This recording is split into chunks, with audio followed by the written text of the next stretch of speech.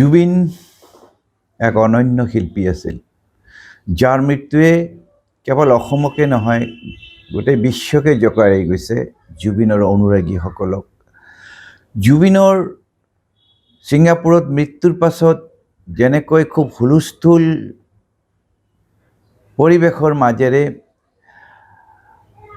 চৰকাৰে তেওঁৰ নশ্বৰ দেহ আনি ইয়াতে অন্ত্যেষ্টিক্ৰিয়া কৰিলে, আমি এটা মনত শান্তি লাভ কৰিছিলোঁ যে জুবিনৰ দৰে শিল্পীক সসন্মানেৰে ইয়াতে অন্ত্যেষ্টিক্ৰিয়া কৰা হ'ল, য'ত লাখ লাখ অনুৰাগী ৰাইজ সমবেত হৈছিল।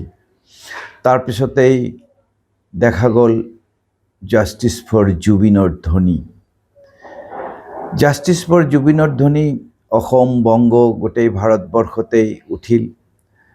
আমি কালিলৈকে দেখিছোঁ যে পৃথিৱীত আটাইতকৈ বেছি সমৰ্থনকাৰী জাষ্টিছ ফৰ জুবিন, প্ৰায় 3 কোটি পাৰ হৈ গৈছে।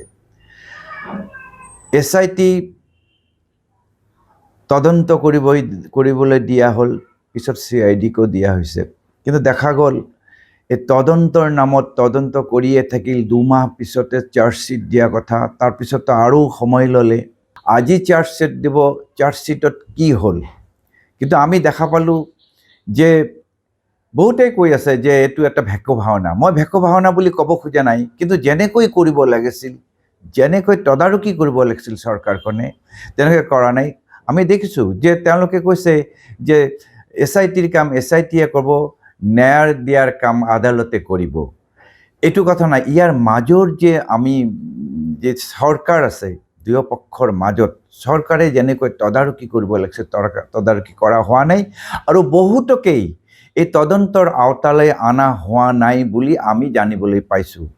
বিভিন্ন মিডিয়াৰ জৰিয়তে দেখিছোঁ যে যাক তদন্তৰ আওতালৈ আনিব লাগিছিল, কিছুমান মুধা ফুটা ব্যক্তিও আছে, সেই ব্যক্তিসমূহক অনা হোৱা নাই। গতিকে মই ভাবোঁ চাৰ্জশ্বিট দিয়াৰ পাছত ইয়াৰ যথেষ্ট বিতৰ্কৰ সৃষ্টি হ'ব, আৰু আদালতে কেনেকৈ ন্যায় দিব, আমাৰ এটা বিশ্বাস আছে আদালতে খুব ভাল এটা ন্যায় দিব।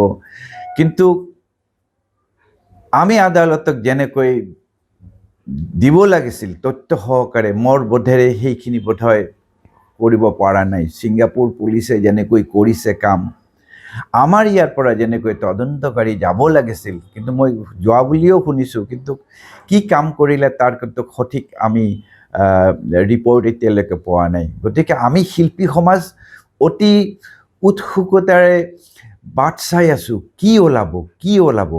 কাৰণ যদি জুবিনে জাষ্টিছ নাপায়, তেনেহ'লে কিন্তু এটা বিষম এটা পৰিৱেশৰ সৃষ্টি হ'ব, যিটো হয়তো অভাৱনীয়ভাৱে আমি তাৰ ফল ভুগিব লাগিব। গতিকে মই ভাবোঁ জুবিন অনুৰাগীসকলকো মই অনুৰোধ জনাম যে আপোনালোকে অন্তত ধৈৰ্য ধৰিব লাগিব, কাৰণ এইটোৱে শেষ তদন্ত নহয়। আৰু তদন্তৰ পিছত আৰু তদন্ত হ'ব, আৰু নিশ্চয় ইয়াতকৈ আৰু উচ্চ স্তৰৰ তদন্ত কৰা হ'ব আদালতে যদি কৰিবলৈ দিয়ে। এইটোৱে শেষ নহয়। গতিকে আমি অলপ ধৈৰ্য ধৰিব লাগিব, জুবিনৰ জাষ্টিছৰ কাৰণে আমি বাট চাব লাগিব।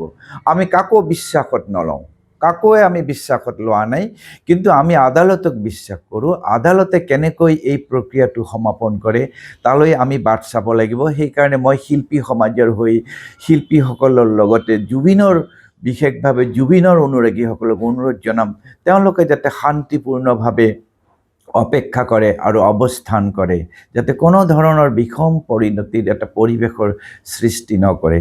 এই আহ্বান মই ৰাখিছোঁ।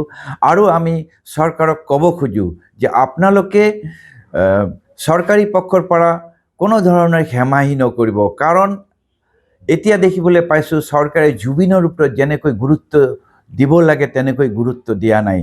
সকলো ক্ষেত্ৰতে আমি দেখিবলৈ পাইছোঁ, কাৰণ আমি বুজি পাওঁ আগতে যেনেকৈ জুবিনৰ মৃত্যুৰ পিছত যেনেকৈ এটা গুৰুত্ব দিছিল, তাৰপিছত কিন্তু তদন্ত প্ৰক্ৰিয়া আৰম্ভ হোৱাৰ পাছত তেনেকৈ গুৰুত্ব দিয়া নাই।